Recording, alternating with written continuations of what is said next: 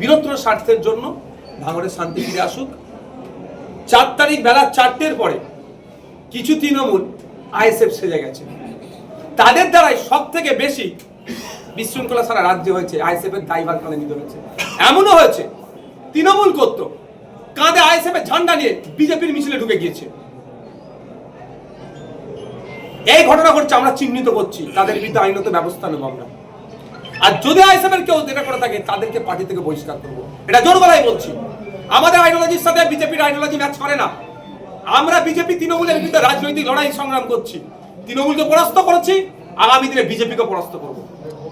কোনোভাবেই বিজেপির সাথে আমাদের সম্পর্ক না ছিল, না আছে, আর আগামী দিনে বিজেপির আইডিওলজি পরিবর্তন না করলে থাকবে না। কিন্তু যারা আইএসএফকে কালিমালিপ্ত করার চেষ্টা করছে তাদেরকে আমরা আইডেন্টিফাই করছি, তাদের বিরুদ্ধে যেহেতু আমাদের ঝান্ডা নিয়ে ঢুকেছে আইনত ব্যবস্থা গ্রহণ করা থেকে শুরু করে দলীয় শৃঙ্খলা ভঙ্গের যারা দায় দণ্ডিত হবে ব্যবস্থা গ্রহণ করবো, একটা ছাড় পাবে না। গোষ্ঠীদ্বন্দ্ব শুরু হচ্ছে, কারণ যেভাবে ফেসবুক সোশ্যাল সাইটে ক্ষোভ দেখা যাচ্ছে। গোষ্ঠীদ্বন্দ্ব নয়, সতর্কতার জন্য আইএসএফ এর পক্ষ থেকে নয়, সাধারণ মানুষ, ভাঙড়ের মানুষ আমাদেরকে সতর্ক করছে।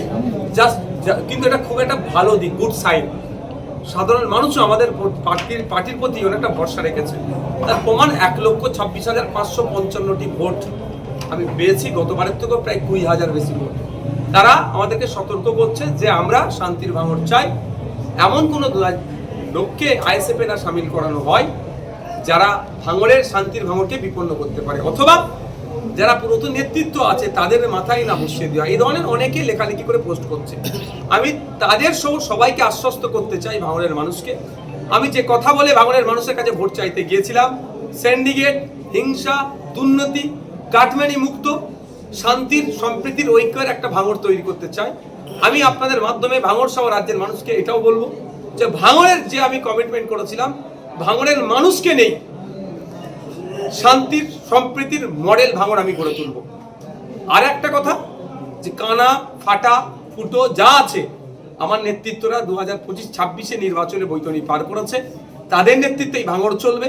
হ্যাঁ, যদি কেউ আইএসএফ এর ছায়াতলে আসতে চাই, আমরা যে বিগত দিনে যেভাবে তাকে আমরা স্ক্যানিং করি, বিগত দিনে যেভাবে আমরা বিভিন্ন স্তরের নেতৃত্বদের সাথে আগে আলোচনা পরামর্শ করে তারপরে দলে জয়েনিং করাই, সেই পদ্ধতি থাকবে। তবে সর্বোচ্চ ক্ষমতা আমাদের রাজ্য কমিটির মধ্যে আছে হাতে, কাকে দলে নেবো কি নেবো না। সুতরাং আশঙ্কিত হওয়ার দরকার নেই, আতঙ্কিত হওয়ার দরকার নেই। আমাদের দলের প্রতিষ্ঠাতার নাম পিরজাদা আব্বাস সিদ্দিকী। আমি নওশাদ সিদ্দিকী তার ছোট ভাই হলেও, পার্টির চেয়ারম্যান হলেও আমার দ্বারা যদি ছোট্ট ভুল হয়ে যায় আমাকেও তাড়া দিতে পারেন না। সুতরাং সে অন্যায়কে কোনোভাবেই প্রশ্রয় দেবে না। আপনি ঘটকপুকুর অফিস থেকে বলেছিলেন যে এলাকায় শান্তি শৃঙ্খলা বজায় রাখবে, তারপরে কি মনে করেন আপনি এলাকায় শান্তি অনেকটা গুটি কয়েক ঘটনা ঘটেছে। আমি ওইটা বার্তা দেওয়ার পরে গুটি কয়েক ঘটনা ঘটেছে।